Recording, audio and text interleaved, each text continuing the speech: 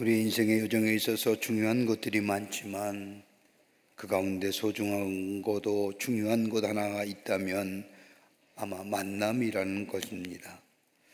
만남만큼 인생에 있어서 중요하고도 소중한 것은 없을 겁니다.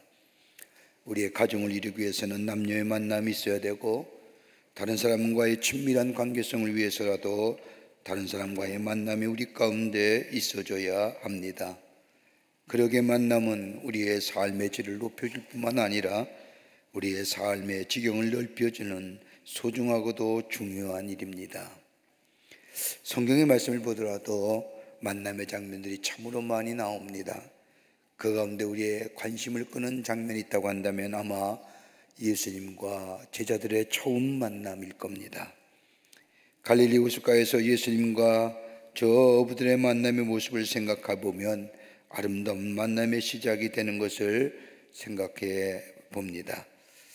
푸른 호숫가에서 고기를 잡는 어부들이었던 사람들, 예수님을 만납니다. 아무런 수확도 없이 지친 그들에게 찾아가 깊은 데로 가서 그물을 내리라고 말씀했을 때에 그 말씀에 순종하여 그물을 내렸더니 엄청난 고기를 잡은 이 어부들, 저들의 놀라움과 더불어 저들을 향한 예수님의 말씀인 사람 낚는 어부가 되리라고 했던 예수님과 제자들의 첫 번째 만남, 그 만남은 아름답고도 귀한 만남일 뿐만 아니라 삶이 송두리째 변화하는 변화의 만남이었습니다. 이 귀한 만남이 어디 있을까요? 이런 만남과 더불어 만남의 극치라고 할 수 있는 것은 예수님의 제자들의 만남은 다름 아닌 부활하신 후의 만남일 겁니다. 부활하신 예수님께서 갈릴리로 가셔서 제자들을 만나 주십니다. 그냥의 만남이 아니라 손수 조반을 준비하시며 제자들을 대접합니다.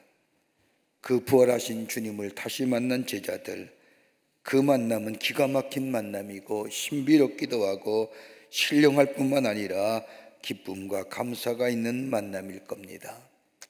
그 만남의 자리에 예수님은 베드로에게 물으십니다. 내가 나를 사랑하느냐?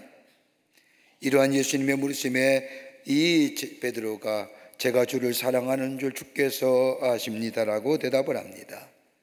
이렇게 세 번을 물으신 다음에 주님이 베드로에게 말씀하십니다.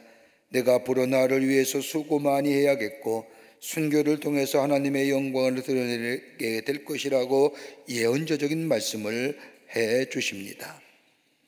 다름 아닌 잘 될 거라고 한 얘기보다 순교할 거라고 하는 예수님의 말씀을 들은 베드로의 마음이 그렇게 가볍지가 않습니다. 그래서 베드로는 바로 옆에 있는 주의 사랑하는 자, 아마도 요한일 겁니다. 요한을 지칭하면서 예수님께 묻는 겁니다. 예수님, 이 사람은 어떻게 될까요? 베드로가 이런 질문을 하는 것은 나름대로 그럴 만한 이유가 있기 때문입니다. 예수의 수제자요, 예수님을 누구보다 사랑했다는 이 베드로, 예수님을 모른다고 3번씩이나 부인했을 뿐만 아니라 예수께서 십자가의 죽으심을 당하실 때에 따라가지 못했습니다. 그러나 요한은 예수님께서 재판받으셨던 법정에도 있었고 십자가에 죽으실 때에도 예수님 곁에서 예수님의 죽으심을 지켰던 사람입니다. 이러한 미묘한 관계 때문에 베드로는 요한을 향하여 이 사람은 어떻게 될 것이요? 라고 물어본 겁니다. 이런 질문에 예수님이 대답하시기를 너무나 극단적이고 과장법적인 것을 통하여 말씀하십니다. 내가 다시 올 때까지 머무르게 할지라도 이게 너와 무슨 상관이 있느냐? 여러분, 예수님이 오시는 날 아십니까? 아무도 모릅니다. 그런데 요한을 지칭하면서 내가 다시 올 때까지 이 사람을 내가 이 땅에 머무르게 할지라도 그것이 너와 무슨 상관이 있느냐라고 말씀하시며 다른 사람에 대해서 신경을 끄라. 지금의 말로 말하면 쓸데없는 생각하지 말고 내가 나를 사랑하느냐?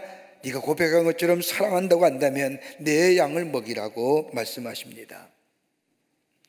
여러분, 우리가 신앙이라는 게 무엇입니까? 헨리 나임이라는 영성학자는 그가 쓴 책 가운데 국률이라는 책을 보면 이렇게 얘기합니다. 우리 삶의 주된 동기는 경쟁심에서부터 시작된다고 말하면서 인간의 불행의 원인이나 인간의 행복의 원인은 다름이 아니라 경쟁심의 발로라는 겁니다. 이해가 되십니까? 여러분, 어떻게 보면 우리가 말하는 행복이나 불행의 기준이 다름아진 경제심이라는 겁니다. 여러분, 행복 어느 때 느끼시는가요? 행복이라는 것도 남보다 내가 좀 나은 것 같으면 행복을 느끼지 않습니까? 내가 입은 옷이 다른 사람이 입은 옷보다 이쁘고 멋있게 보이면 행복을 느낍니다. 내 얼굴이 다른 사람의 얼굴보다 조금이나마 이쁘고 잘생기면 행복을 느끼지 않습니까? 아닌 것처럼 앉아 계십니다마는 우리는 경제심 가운데 행복함을 누립니다. 그러한 이런 행복은 어떻게 보면 불행의 씨앗이라고 해도 과언이 아닙니다. 이런 것들은 오래가지 못합니다. 꼭 행복만일까요? 불행은 어떠합니까? 괴로움이나 불행도 마찬가지로 다른 사람과의 비교 가운데 나옵니다. 저 사람이 나보다 잘 사는 것 같아서, 저 친구가 나보다 잘 되는 것 같아서, 이런 경쟁심과 더불어 비교의식에 따라서 우리가 행복하기도 하고 불행하기도 합니다. 이것이 바로 인간의 불행의 원인이라는 겁니다. 그렇다고 한다면 우리가 갖는 믿음이 뭘까요? 여러분, 우리가 믿으면, 예수를 믿으면 구원함을 받습니다. 영생을 얻습니다. 주님이 우리와 동행하십니다 라는 것도 가장 중요한 것이지만, 그보다 그 가운데 우리가 믿기만 하면 다른 사람으로부터의 비교의식에서 자유함을 얻습니다. 다른 사람과의 비교로 얻어지는 시기와 질투와 미움으로부터 자유하게 됩니다. 하나님과의 나와의 관계, 하나님과 나와의 수직적인 관계로부터 얻어지는 자유함입니다. 주님이 우리에게 말씀하신 것처럼 진리를 알지니 진리가 너희를 자유케 하리라고 하는 말씀처럼 하나님과 나와의 수직적인 관계, 이 믿음을 통하여 자유함을 누리게 하는 것이 바로 우리가 갖는 믿음입니다. 하나님을 향한 믿음이 있을 때에 우리는 자유함과 더불어 다른 사람과의 비교의식과 더불어 경쟁심에서 벗어날 수가 있습니다. 여러분, 죄인이라고 해도 하나님 앞에서 죄인이 아닙니까? 여러분, 우리가 밖에 나가서 내가 죄인이라고 외칠 수 있는 사람이 얼마나 될까요? 아니면 우리가 의인이라고 하면 하나님 앞에서 의로운 자 아닙니까? 밖에 나가서 내가 의로운 자라고 얘기할 수 있는 사람이 얼마나 될까요? 여러분, 복을 받아도 하나님과 나와의 관계를 봅니다. 그러기에 내 안에 이 믿음이 있으면 하나님과 나와의 수직적인 관계 속에서 참된 자유함을 누리며 사는 복된 인생이 됩니다.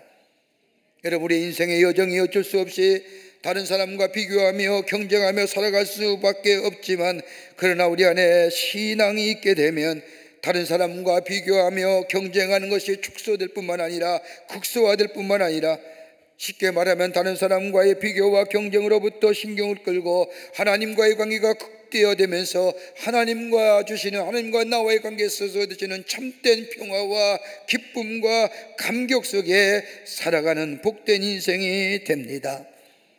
하나님과의 관계 속에 죄인이 되기도 하고 의인이 되기도 하며 불행하기도 하며 행복하기도 합니다. 눈물 흘려도 하나님과의 나와의 관계 속에서 눈물 흘려지는 겁니다. 찬송을 불러도 하나님과의 나와의 관계 속에서 찬송 부리며 살아가는 것이 바로 그리스도인의 삶입니다. 그러기에 비교하며 경쟁심을 떠나 하나님께서 주시는 평화와 더불어 자유의 삶으로 살아가는 것, 이게 바로 그리스도인의 삶이요 믿음이 있다는 증거일 겁니다. 여러분, 창세기 말씀을 보면 아담과 하와가 하나님께서 따먹지 말라는 선악과를 따먹은 후에 에덴 동산에서 쫓겨납니다. 그리고 오늘 창세기 3장 마지막 절에 보면 저 에덴 동쪽에 하나님이 머무르게 하십니다. 참 귀한 은혜지요. 하나님의 말씀에 불순종한 아담과 하와를 내치지 아니하시고 문을 닫아버리시고 쫓겨나시고 네 마음대로 네 뜻대로 살아라 하신 것이 아니라 저 에덴 동산에 쫓겨난 아담과 하와에게 하나님은 은혜를 베푸십니다. 창세기 3장 24절의 말씀을 보면 에덴 동산 동쪽에 그룹들과 두루도는 불칼을 두어 생명나무의 그를 지키게 하시니라. 하나님이 보호해 주셨다는 거예요. 그럼에도 불구하고, 하나님의 말씀에 불순종했음에도 불구하고 하나님이 저들을 보호해 주시며 은혜를 베푸십니다. 그리고 저들에게 하나님의 음성이 들려옵니다. 여러분, 하나님의 음성이 들려온다는 게 얼마나 복된 일입니까? 그리고 에덴 동산 동쪽에 살아가는 저들에게 하나님이 생명을 주십니다. 아담과 하와 사이에 태어난 두 아들 가인과 아벨입니다. 가인은 농사를 지었고 아벨은 양치는 자였습니다. 그러면서 가인과 아벨은 자신이 지은 소산의 열매를 가지고 하나님 앞에 제물로 드리며 제사를 잡니다. 그런데 하나님께서는 아벨의 제사는 받으시고 가인의 제사는 받지 아니하십니다. 이에 가인은 분하여 안색이 변하게 되자 하나님은 가인을 꾸짖으시며 창세기 4장 7절의 말씀을 보면 내가 선을 행하면 어찌 낯을 들지 못하겠느냐, 선을 행하지 아니하면 제가 문 앞에 엎드려지느니라. 제가 너를 원하나 너는 죄를 다스릴지니라 라고 말씀합니다. 꾸지람이지요. 이 말씀을 들은 가인은 아벨과 둘만 있을 때에 아벨을 돌로 쳐 죽입니다. 이러한 일들을 아신 하나님께서 가인을 향하여 물으십니다.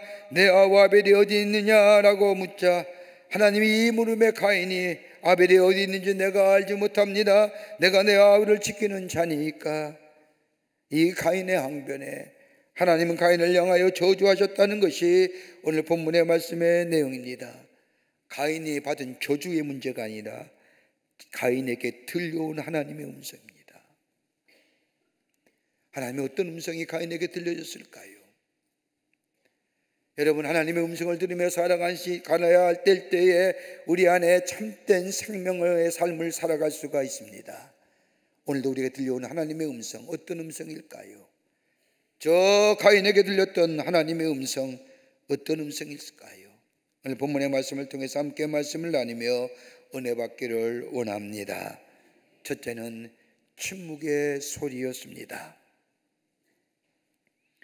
가인이 하나님 앞에 제사를 드렸습니다. 그런데 하나님은 가인의 제사에 응답하지 않으셨습니다. 가인의 제물을 받지 않으셨다는 겁니다. 그런데 가인은 자신의 제물을 받지 아니하시고 자신의 동생인 아벨의 제물을 받으신 하나님에 대하여 분하여 안색이 변하였을 때에 하나님께서 이런 가인의 행동에 대하여 꾸짖으십니다.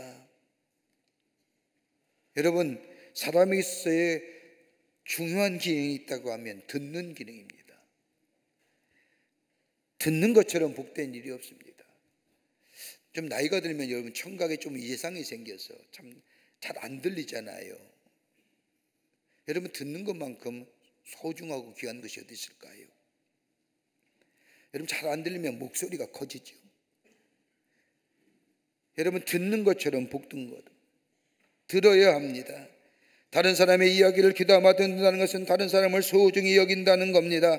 여러분, 하나님의 말씀을 귀담아 듣는다는 것은 다름이 아니라 하나님을 소중히 여긴다는 겁니다. 그런데 들려오는 말을 잘 들어야 할 뿐만 아니라 잘 새겨요 알아들어야 할 뿐만 아니라 더 중요한 것은 침묵의 소리를 들을 수 있어야 된다는 겁니다.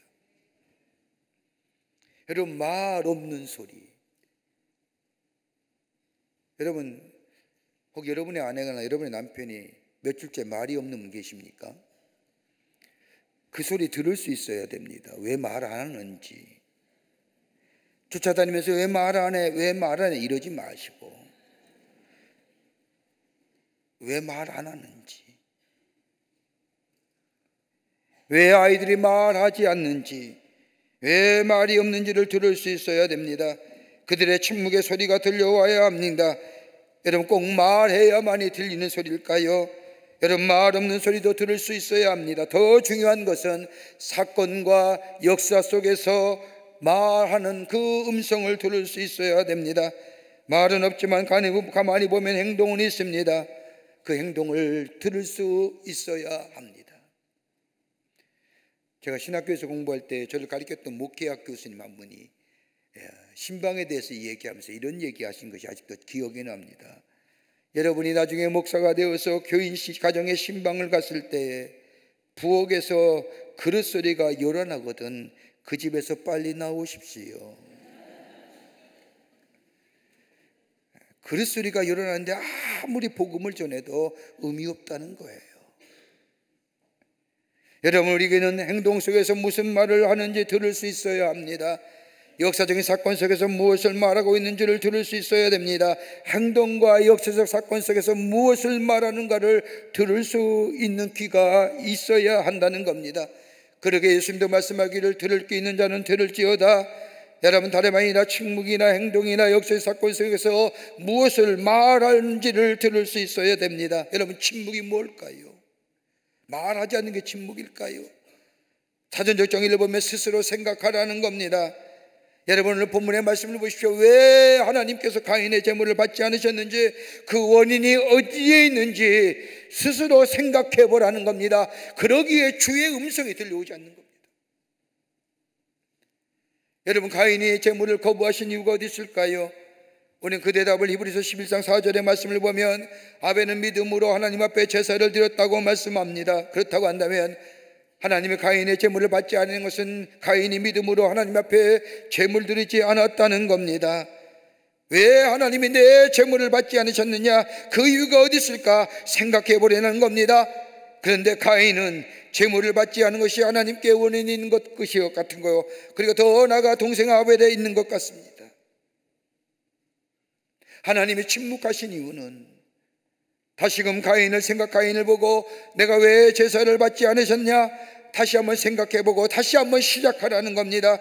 믿음을 바르게 하고 경건을 바르게 하고 회개를 통해서 하나님 앞에 나아가야 할 것인데, 오늘 가인은 그 순간 저 제물에 받지 않은 이유에 내 원인을 생각하기보다는 아벨을 생각합니다. 하나님이 자신의 제물을 받지 않은 것은 아벨 탓이기 때문에. 여러분, 많은 사람들이 그렇게 살지 않습니까? 내 실패가 다른 사람의 성공인 것처럼 생각하는 사람들이 많습니다. 다른 사람의 성공이 내 실패인 것처럼 생각하는 사람들도 있습니다. 이런 사람들이 갖는 공통적 감정은 박탈감입니다. 그런데 예수 안에 사는 사람들, 그리스도 예수가 마음 안에 계신 사람들의 삶, 다름이 아니라 다른 사람의 잘됨을 보면서 질투하는 사람이 아닙니다. 칭찬해 줄 수 있는 사람. 여러분, 이런 마음은 우리 마음에 예수님이 아니 계시면 불가능합니다. 그러기에 바울은 우리에게 반복적으로 너희 안에 예수의 마음을 가지라고 하는 이유가 바로 여기에 있습니다. 예수 그리스도가 우리 안에 계시면 다른 사람의 잘됨을 보고 함께 기뻐할 수가 있습니다. 다른 사람의 아픔을 보면서 함께 아파할 수가 있습니다. 오늘 본문의 말씀에 하나님의 음성, 저 가인이 드린 이 제사에 침묵하는 것은 다름이 아니라 스스로 생각해 보라. 무엇이 잘못됐는지 원인을 생각해 보라는 겁니다. 다른 사람에 대하여 질투하지 말고, 왜 내가 기도했는데 응답이 더디 이루어지느냐, 왜 하나님 앞에 예배하는데 하나님의 음성이 더디 들려지느냐, 왜 내가 선하고 착하게 살려고 하는데 왜 내게는 이런 일이 일어느냐, 그 문제, 침묵하시는 하나님의 음성 들을 수 있는 자, 그리고 그 음성 앞에 내 자신의 삶을 다시 한번 살펴보며 하나님 앞에 더 경건하게, 더 온전하게, 더 순전하게 나아가는 자. 여러분, 성경의 말씀을 보면 예수님을 십자가에 못 박은 사람은 가야바입니다. 저 빌라도도 아니고 저 다른 사람이 아니라 가야바입니다. 그런데 가야바가 왜 예수님을 십자가에 못 박혀 죽였는지 아십니까? 다름 아닌 질투심이었습니다. 여러분이 종종 시기와 질투를 죄라고 생각하지 않습니다. 세상의 사람들은 다른 사람을 향하여 시기와 질투가 우리로 하여금 앞으로 나아가게 하는 성공을 위한 모멘텀이 된다고 얘기할지 모르지만, 시기와 질투는 죄의 시작입니다.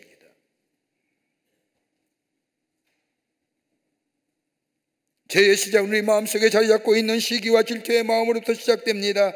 바로 예수를 십자가에 못 박힌 죄, 그 깊은 것에는 질투가 있었습니다. 가인의 마음은 깊은 곳에 하나님의 음성을 듣고자 하는 마음보다는 시기와 질투가 그의 마음 깊은 곳에 자리 잡고 있기에 침묵의 소리, 하나님의 음성을 들을 수가 없었습니다. 또 하나의 하나님의 음성이 가인에게 들려주는데 죄를 다스리라는 겁니다. 죄를 다스릴 수 있어야 한다는 겁니다. 자신의 제물을 받지 아니한다고 해서 안색이 변하여 분노하고 있는 가인에게 하나님께서 오늘 창세기 4장 7절의 말씀을 보면 내가 선을 행하면 어찌 낯을 들지 못하겠느냐, 선을 행하지 아니하면 죄가 문에 엎드려지느니라. 죄가 너를 원하나 너는 죄를 다스릴지니라. 선을 행하지 아니하면요, 죄가 우리 문 앞에 엎드려진다는 겁니다. 죄가 우리를 원한다는 거예요. 그러면서 죄를 다스리라는 겁니다. 여러분, 어떻게 죄를 다스릴 수 있을까요?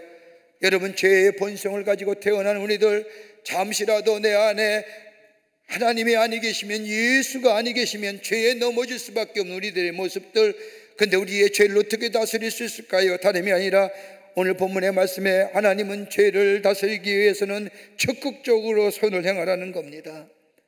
적극적으로 선을 행함으로 인하여 우리의 죄를 다스릴 수 있다는 겁니다. 여러분, 예배서 4장 26절의 말씀을 보면 우리가 분을 품을 수 있고 화를 낼 수 있다고 말씀하면서도 그러나 해가 지도록 품을 품지 말라고 말씀하십니다. 다음 날까지 가지고 가지 말라는 겁니다. 여러분, 어떤 사람 가만히 보면 조금 자신의 생각과 틀리다고 해서 그 사람과 말하지 않는 사람, 여러분, 이것처럼 무서운 사람 없습니다. 그러나 어떤 일이든지 그날 풀어야 한다는 겁니다. 분을 해지도록 품지 말라고 하는 말씀은 분노를 오래 가지고 있으면 가지고 있는 동안에 우리 속에 그 분노가 작동한다는 겁니다. 상승작용을 일으킨다는 겁니다. 여러분, 야고보서 1장 15절의 말씀을 보면 욕심이 잉태한 즉 죄를 낳고 죄가 장성한 즉 사망을 낳으리라고 하는 말씀이 있습니다. 여러분, 이게 무슨 말씀일까요? 죄가 자라난다는 거예요. 죄는 죄로 그치는 것이 아니라 죄는 점점 자라나서 어느 사이에 죄가 나를 주관하게 된다는 말씀입니다. 그러니 그러한 기회를 주지 말라는 겁니다. 여러분, 죄의 수학 공식이라는 거 아십니까? 죄에는 더하기도 있고 빼기도 있고 곱하기도 있고 나누기도 있습니다. 여러분, 죄의 수학 공식은 죄의 속성을 너무나도 잘 보내주는 겁니다. 여러분, 죄에게는 더하기가 있는데 더하기라는 의미는 회개하지 않으면 죄는 점점 더 커진다는 겁니다. 여러분, 거짓말을 하고 회개하지 아니하면 거짓말을 거짓이라 하지 않기 위해서 또 다른 거짓말을 해야 하는 것처럼 죄는 점점 커지는 것이 죄입니다. 이것이 죄의 더하기입니다. 죄는 빼기도 있습니다. 여러분, 죄를 지으면 능력을 잃어버립니다. 판단력을 잃어버립니다. 지혜도 잃어버립니다. 죄로 지음으로 인하여 나도 모르는 사이에 우리 안에서 빠져나가는 것이 너무나 많습니다. 능력도 빠져나갑니다. 지혜도 없고 판단력도 잊어버립니다. 또 하나 있다면 죄는 곱하기도 있습니다. 곱하기로 작용한다면 아픔이 있습니다. 고통이 있습니다. 내 영혼과 내 육신과 내 감정이 병들어 갑니다. 단순히 죄로 그치는 것이 아니라 또 죄에는 나누기가 있습니다. 죄는 가족과 함께 나누게 되고 이웃과 함께 나누게 되면 이런 식으로 상승하게 될 때에는 죄는 점점 더 커지고 파생되어 가면서 죄가 온통 죄가 되어버리고 맙니다. 이게 나누기입니다. 이런 죄의 속성 우리 안에 있습니다. 이거 어떻게 해야 합니까? 하나님은 가인에게 말씀하기를 선을 행하지 아니하면 죄가 문 앞에 엎드려지니라. 죄를 이길 수 있는 것은 다름이 아니라 죄를 대신하여 적극적으로 선을 행하는 사람입니다. 여러분 가운데 미워하는 사람이 있습니까? 그냥 사랑해 버리십시오. 질투하는 사람의 대상이 있습니까? 그냥 섬겨 버리십시오. 그를 높여주고 칭찬해 주십시오. 이렇게 선을 행하지 아니하면 악의 노예가 되고 죄의 노예가 된다는 겁니다. 그러니 적극적으로 선을 행하게 될 때에 죄를 다스릴 수 있다는 겁니다. 여러분, 선이 무엇일까요? 착함과 옳음과 바름일까요? 성경에서 말하는 선은 다름이 아니라 사랑과 은총과 용서입니다. 사랑하라는 겁니다. 자신에게 해를 끼치거나 아픔을 준 사람을 사랑하라는 겁니다. 여러분, 사랑한다는 게 쉬운 일일까요? 더 나아가 용서한다는 것 더더욱 어려울 겁니다. 그보다 더 어려운 일이 있다면 축복하는 겁니다. 은혜를 비는 겁니다. 그런데 그렇게 하라는 거예요. 그렇게 하지 않으면 우리가 죄에 무너진다는 겁니다. 우리 안에 시기와 질투로부터 자유할 수가 없습니다. 선을 행하지 않으면 죄가 문 앞에 엎드려지라고 할 말씀처럼 더 무서운 위기가 우리 가운데 찾아온다는 겁니다. 그러나 적극적으로 선을 행하게 될 때에 죄를 이길 수 있는 겁니다. 네 안에 시기가 있느냐? 네가 질투가 있느냐? 네 안에 미워하는 마음이 있느냐? 너 마음속에 있는 죄를 다스려야 하느니라.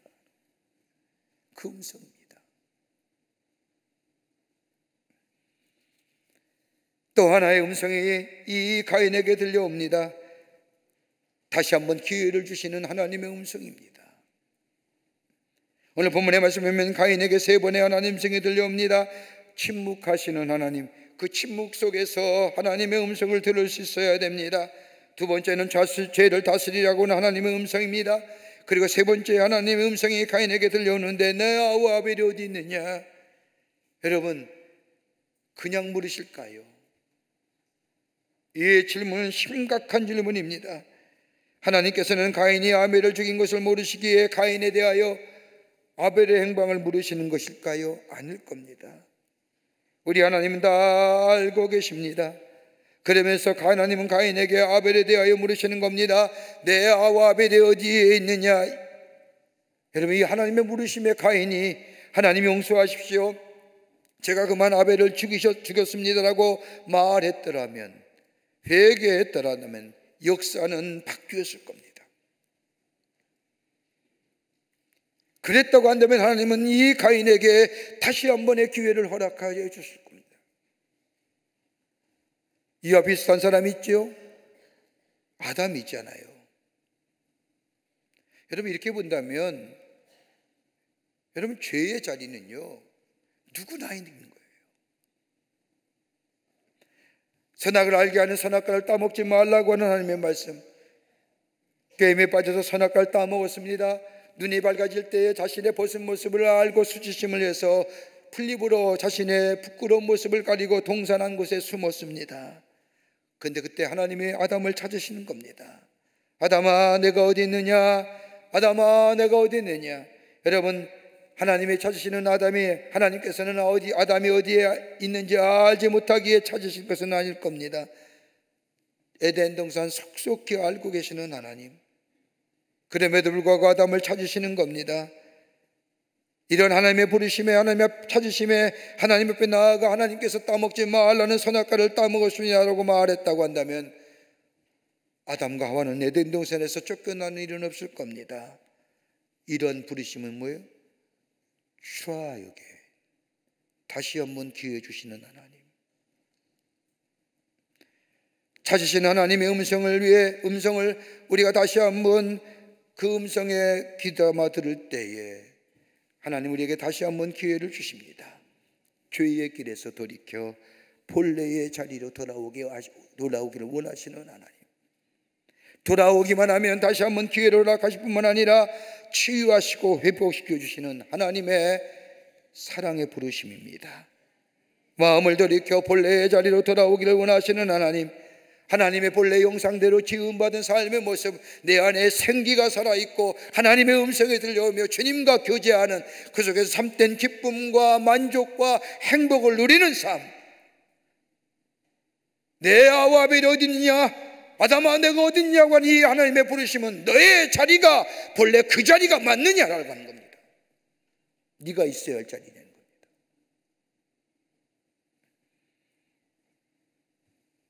찾으시는 하나님,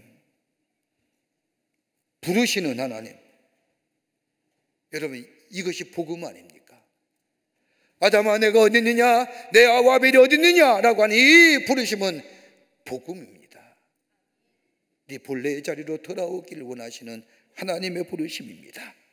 하나님의 멀리 떠나 숨어버린 삶의 모습들, 내 아우 아벨, 내가 아벨을 지키는 자니까, 내가 아벨이 어딘지 내가 어떻게 합니까? 라고 애써 외면하고 회피하며 본래의 자리로 돌아가기를 거절하는 그 삶에 내 아우 아벨이 어디 있느냐라고 물으시는 이 하나님의 음성은 다시 한번 기회를 주시고자 돌이키기를 원하시는 하나님의 음성, 그 음성에 응답하여 우리의 삶의 자리가 하나님께로 돌아가게 될 때에 거기에 새로운 기회가 열려지고 하나님의 새로운 역사의 주인공이 되는 줄 믿습니다. 에덴의 동쪽에서 들려온 하나님의 음성 들을 수 있어야 됩니다. 침묵하는 소리 들을 수 있어야 됩니다. 죄를 다스리려고 하는 주의 말씀 들을 수 있어야 됩니다. 그리고 네 자리가 본래 그 자리냐라고 물으시는 주의 음성 들을 수 있는 자리입니다. 들을 수 있어야 됩니다. 그리고 우리의 삶의 자리를 옮겨 주님의 자리로, 본래의 자리로 우리의 자리가 옮겨질 때에 거기에 다시 한 번의 기회가 열려지고 하나님이 약속하신 약속의 축복을 누리며 사는 하나님의 백성의 삶이 되는 줄 믿습니다. 오늘도 들려오는 주의 음성 들으시는 여러분과 저와 되시기를 주의 이름으로 축원합니다. 하나님 감사합니다. 저희들 주께서 사랑해 주셔서 하나님의 자녀 삼으심에 감사합니다.